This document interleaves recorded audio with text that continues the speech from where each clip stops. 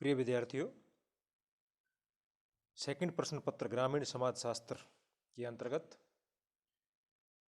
Rural social system में आने वाले टॉपिक्स परिवार, संयुक्त परिवार और कास्ट जाति प्रथा के बारे में विस्तार से हम अध्ययन कर चुके हैं। उसके बाद इसी इकाई में एक दो टॉपिक्स छोटे छोटे और बचते हैं। आज का टॉपिक है कास्ट पंचायत, जाति पंचायत। जाति की तरह ही जाति पंचायतों का अस्तित्व भी प्राचीन काल से ही हमारे यहाँ रहा है और जब निम्न जातियों में असुरक्षा की भावना पैदा हुई तो उन्होंने अपने हितों की रक्षा के लिए जाति की पंचायत का संगठन किया। प्रत्येक जाति में जाति की एक पंचायत होती है जो अपने जातीय सदस्यों पर नियंत्रण रखने तथा जाति के कार्यों की देखभाल करने का कार्य करती है। यानी अपनी जाति से संबंधित पर कार्य करती है। किस प्रकार सदस्यों पर नियंत्रण रखा जाता है, किस प्रकार देखभाल की जाती है, कोई मनमाना व्यवहार न करे। खास करके तो जाति पंचायत अस्तित्व में इसीलिए आई थी कि भाई मनमाने व्यवहार पर अंकुश लगाने के लिए। जाति पंचायत का जब भी नाम सुनते हैं तो एक तरह से उसका यही रूप हमारे सामने आता है और सामान्य अर्थ भी जाति पंचायत का इसलिए लगाया जाता है कि मनमाने फरमान जारी करते हैं पंचायतें। और हरियाणा और पश्चिमी उत्तर प्रदेश तथा कुछ इलाकों के अंदर तो इनको खाप पंचायत के नाम से भी जानते हैं। वो जाति पंचायत का एक रूप है, खाप पंचायत। वो और ज़्यादा एक विस्तृत रूप हो जाता है उनका। गांव में जाति पंचायतें अधिक शक्तिशाली हैं क्योंकि वहाँ अधिकांश लोग अशिक्षित, परंपरावादी और कानूनी प्रक्रिया से अनभिज्ञ होने के कारण न्यायालय के चक्र में न पड़कर निर्णय के लिए अपनी जाति पंचायत का द्वार ही खटखटाते हैं। तो संयुक्त परिवार के विघटन ने भी एक तरह से जाति पंचायतों को सशक्त किया है क्योंकि पहले इमरजेंसी के समय यानी आपातकाल के समय, बीमारी, बुढ़ापा और दूसरा कोई असाध्य रोग, उसके समय जो संयुक्त परिवार के सदस्य ही आपस में सहायता करते थे। लेकिन संयुक्त परिवारों का विघटन हो गया आजकल और संयुक्त परिवार की जगह केंद्रक परिवारों ने ले ली, न्यूक्लियर फैमिलीज ने। हम दो हमारे दो का जमाना है। तो जो बीमा का जो कार्य था, एक संकट काल का बीमा जो ज्वाइंट फैमिली को माना जाता था, वो तकरीबन वो कार्य आजकल जाति पंचायतें कर रही है। जो संकट काल वो अपनी जाति में कोई गरीब व्यक्ति है उसकी सेवा करना, उसकी देखभाल करना, उसके को आर्थिक सहायता देना, संरक्षण देना, ये जाति पंचायत के कार्य हो गए जो कभी संयुक्त परिवार के भी होते थे। इस तरह से तो व्यावसायिक सुरक्षा प्राप्त करने और व्यावसायिक प्रतिस्पर्धा से मुक्ति पाने के लिए भी जाति पंचायतों का गठन हुआ। तो ये इसकी एक बैकग्राउंड है कि जाति पंचायत क्यों पैदा हुई। एक तो असुरक्षा की भावना की वजह से पैदा हुई, संगठित हुई, है ना। और एक जजमानी प्रथा की समाप्ति ने भी जाति पंचायतों को बल प्रदान किया। संयुक्त परिवार के विघटन ने भी जाति पंचायत को बल प्रदान किया। आधुनिकता का विरोध जैसे होता है तो परंपरावादी सोच के व्यक्ति खास करके इसके मुखिया होते हैं और वो जो एक तरह से अनौपचारिक प्रकार का नियंत्रण अपने सदस्यों के ऊपर रखते हैं। इस तरह से जाति पंचायतें जो है ना, उनकी कार्य प्रणाली है और वो अस्तित्व में आई थी। ऑर्गेनाइजेशन इसका क्या है, जाति पंचायत का संगठन कैसे काम करता है।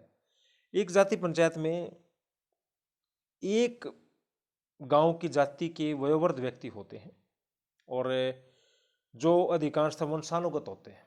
तो जाति पंचायत के अंदर जो प्रधान का पद जो होता है वो हमारे यहाँ देखोगे आप इतिहास में और दूसरी अन्य प्राचीन पुस्तकें पढ़ते तो उसके अंतर्गत वंशानुगत जो पद है वो हमें मिलेगा। किसी भी जाति पंचायत में कितने सदस्य होंगे इस बारे में कोई लिखित नियम नहीं है, कोई घोषित नियम नहीं है। इसलिए प्रत्येक जाति पंचायत में पंचों की संख्या जो है वो अलग अलग होती है। सामान्यतः जाति पंचायत का क्षेत्र अपने गांव तक ही सीमित होता है, किंतु कई बार गांव की एक ही जाति पंचायत होती है, कई गांव की भी हो जाती है। जैसे यहाँ अपने राजस्थान के अंदर ही देखें तो जो ग्राम पंचायत होती है वो एक गांव पे नहीं होती। जनसंख्या का आधार मान के चले तो जो 4-5 गांव ढाणी, उसके अंदर जो छोटी छोटी ढाणियाँ सम्मिलित होती हैं, वो तो पंचायत हेडक्वार्टर एक गांव होता है। जो अमूमन जो सेंटर में होता है वो बड़े, जहाँ ज़्यादा मतदाता होते हैं, ज़्यादा जनसंख्या होती है, वो पंचायत हेडक्वार्टर होता है। और उसके आसपास की 3-4 जो छोटे छोटे गांव हैं, ढाणियाँ हैं, वो उस एक ग्राम पंचायत के अंतर्गत आते हैं, जो बड़ा गांव होता है। डॉक्टर चौहान ने राजस्थान में चोखला पंचायत का उल्लेख किया। चोखला, यो 4-5 गांव का चोखला जैसे होता है, उससे नाम पड़ा इसका, 4-5 गांव का चोखला। तो कई गांव मिलकर के एक चोखले का निर्माण करते हैं। और चोखला स्तर पर जो जाति पंचायत होती है वह जाति से संबंधित सभी कार्यों को देखरेख और विवादों का निपटारा करने का कार्य करती है। इस प्रकार से जाति का जो संगठन कार्य करता है उसकी कार्य प्रणाली ये है। तो जाति पंचायत की सदस्यता पुरुषों तक ही सीमित होती है, ये उल्लेखनीय बात है। कोई स्त्री इसकी सदस्य नहीं होती है। इसको क्या कहें हम, पुरुष प्रधानता, पुरुष सत्तात्मक समाज सदियों से ऐसा रहा है। तो भारत में जाति पंचायत के अंतर्गत हम नहीं देखते हैं कभी किसी स्त्री को। हाँ, ग्राम पंचायत में आजकल महिलाएं खूब आगे, सरपंच भी हैं, प्रधान भी हैं, वार्ड पंच भी हैं। तो वो जो है प्रजातांत्रिक विकेंद्रीकरण के बाद और 73वें संविधान संशोधन के बाद ग्राम पंचायत में महिलाएं हैं, लेकिन जाति पंचायत में महिलाएं देखने में नहीं आई है। जाति पंचायत में निर्णय जो है वो हाथ उठा करके बहुमत से किया जाता है।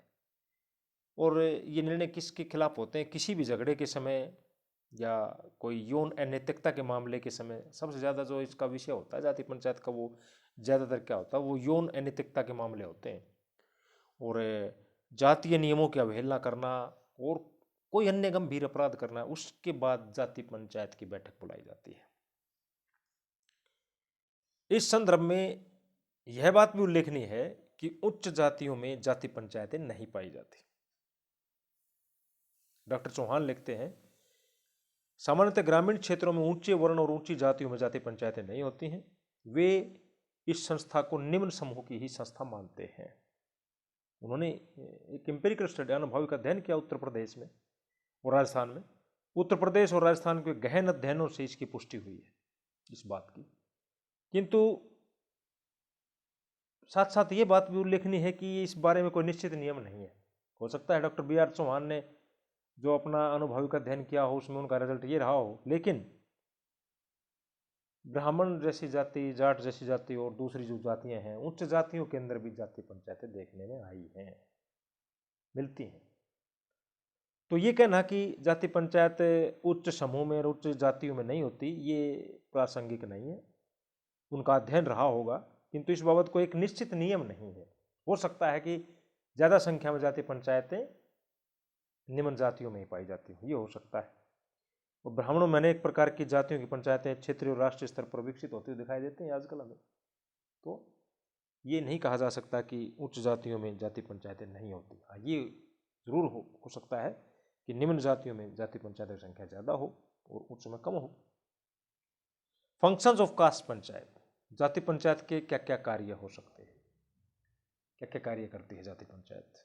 नंबर 1, जाति की सामाजिक स्थिति बनाए रखना और ऊंची उठाने का प्रयास करना। अपनी स्थिति को, अपने स्टेटस को इम्प्रूव करने के लिए प्रयासरत रहना, ये एक जाति पंचायत का कार्य होता है। जो भी उसके प्रतिनिधि होते हैं, पंच और जो वार्ड सरपंच जो है, सरपंच सॉरी प्रधान, जाति पंचायत का प्रधान का पद, मुखिया का पद कह सकते हैं। निम्न जातियां संस्कृतिकरण की प्रक्रिया के द्वारा ऊंची उठने का प्रयास करते हैं, ये हम संस्कृतिकरण की प्रक्रिया में विस्तार से पढ़ चुके हैं बीए पार्ट फर्स्ट ईयर में। तो ये संस्करण के अंदर जो आप सब जानते हैं, जो एम एन श्रीनिवास ने एक अवधारणा दी थी संस्कृतिकरण की, जो सामाजिक परिवर्तन की स्वदेशी प्रक्रिया है। शिक्षा की व्यवस्था करना भी जाति पंचायत का कार्य है। वर्तमान में अनेक शिक्षण संस्थाएं और छात्रावास हैं जो किसी भी जाति विशेष से संबंधित है। गरीब छात्रों का शुल्क देना, फीस वगैरह भरना, पुस्तकें देना, छात्रवृत्ति, स्कॉलरशिप, विभिन्न प्रकार की फेलोशिप की व्यवस्था करना, ये जाति पंचायत का कार्य होता है, करती हैं जाति पंचायत। सुविधाएं जुटाना, अपने सदस्यों के लिए व्यापार में, नौकरी में, चुनाव में अपनी ही जाति के सदस्य को खड़ा करना, मत दिलवाना आदि अनेकों सुविधाएं जुटाने का कार्य जाति पंचायतें करते हैं, खास करके चुनाव में। आप सब जानते हैं इस बारे में। विलेज लेवल से लेकर के विधानसभा स्तर तक जाओ, और तो और महाविद्यालय के भी चुनाव छात्र संघों के होते, वो भी कास्ट बेस होने लगे। जाति जो है वो चुनाव को बहुत गहराई तक प्रभावित करती है, और जाति पंचायत जो है उसमें एक बड़ी भूमिका निभाती है। किसी व्यक्ति के पक्ष में फरमान जारी कर सकती है कभी भी कि इसको मत देना है। कास्ट पंचायत की बैठक होगी और उन्होंने फरमान जारी कर दिया तो उसको फॉलो करते हैं लोग, अनुसरण करते हैं उसका। और अन्य सुविधाएं भी जुटाना, चंदा इकट्ठा करके देना अपनी जाति के व्यक्ति को, चिकित्सा व्यवस्था करना, निःशुल्क चिकित्सा शिविर लगाना, दवाओं की व्यवस्था करना। उस जाति, अपनी ही जाति के लिए जो संपन्न व्यक्ति होते हैं अपनी जाति के लिए शिविर लगाने का कार्य करते हैं, बहुत ये आम देखने में आता है आजकल। विवाह साथी के चुनाव में सहायता करना, तो वर वधू ढूंढ लेना, निर्धनों के सामूहिक विवाह करवाना, आर्थिक मदद देना, इस तरह की जो अच्छे कार्य हैं सारे जाति पंचायत अपने जाति के उत्थान के लिए, अपनी जाति के आर्थिक सामाजिक उत्थान के लिए, अपनी परिस्थिति को सुधारने के लिए जो है इस तरह के कार्य जाति पंचायत द्वारा किए जाते हैं। बीमारी, बुढ़ापा, प्राकृतिक विपदा, गरीबी में जाति पंचायत अपने सदस्यों की मदद करती है। विधवा आश्रम खोलती है, वृद्धाश्रम खोलती हैं, अनाथालय खोलती हैं, दाह गिरिया करवाती हैं। सब कार्य जाति पंचायतें अपने सदस्यों के उत्थान के लिए करती हैं। विवादों का निपटारा जो सबसे महत्वपूर्ण कार्य होता है, मैं समझता हूँ कि इन्हीं चीज़ों के लिए ये जाति पंचायत की जो अवधारणा अस्तित्व में आई होगी।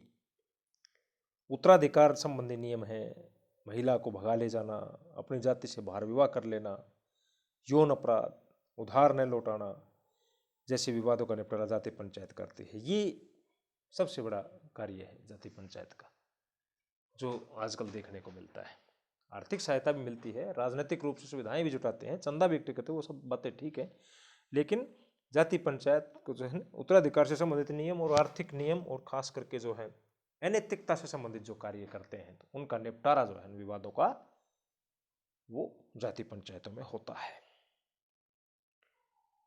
अब संगठन को समझने के पश्चात इसमें जाति पंचायत के टॉपिक में हमारे एक चीज़ और बच जाती है, पैनल सिस्टम। पैनल सिस्टम में अर्थात जाति पंचायतों की दंड व्यवस्था क्या है। जाति पंचायत अनौपचारिक प्रकार का सामाजिक नियंत्रण अपने सदस्यों पर रखती है, अपने सदस्यों के येन पेन प्रकार सब कार्य करती हैं। दंड व्यवस्था कैसी है? सदस्यों के द्वारा किए गए अपराध का निर्धारण और वर्गीकरण का कार्य जाति पंचायतों के द्वारा होता है। वही अपराधी और क्षतिग्रस्त व्यक्ति दोनों का विवाद सुनती है जाति, और दंड का निर्धारण करती है।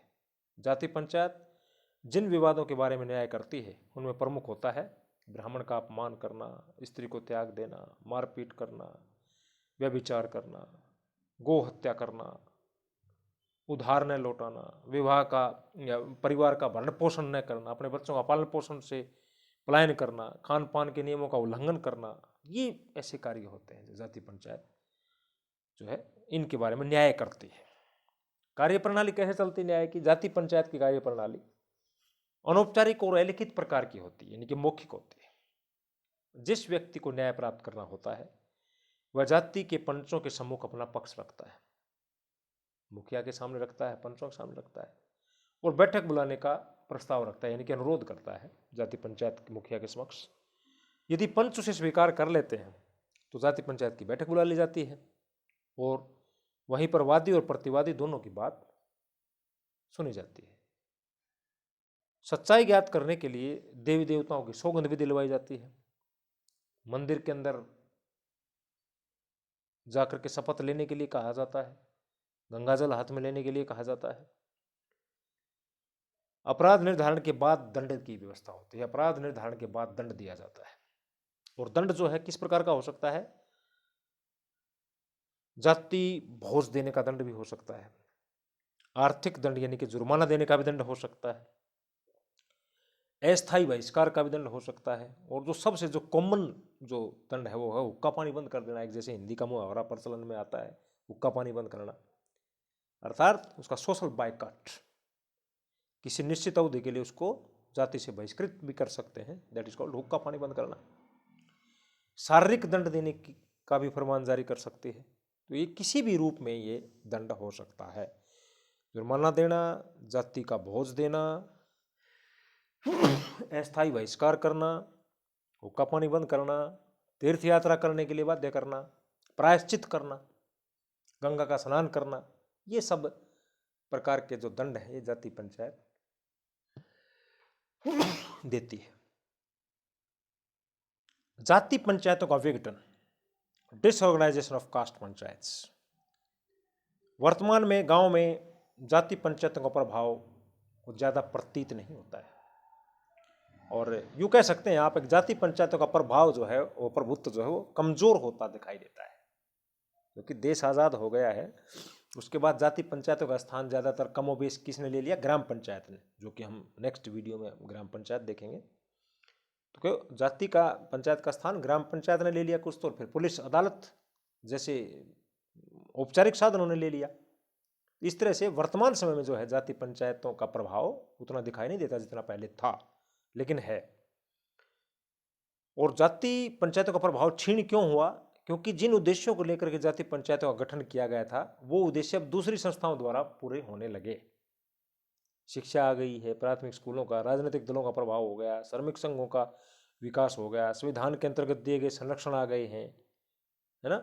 इस कारण से वर्तमान में जाति पंचायतों का महत्व काफी कम हुआ है।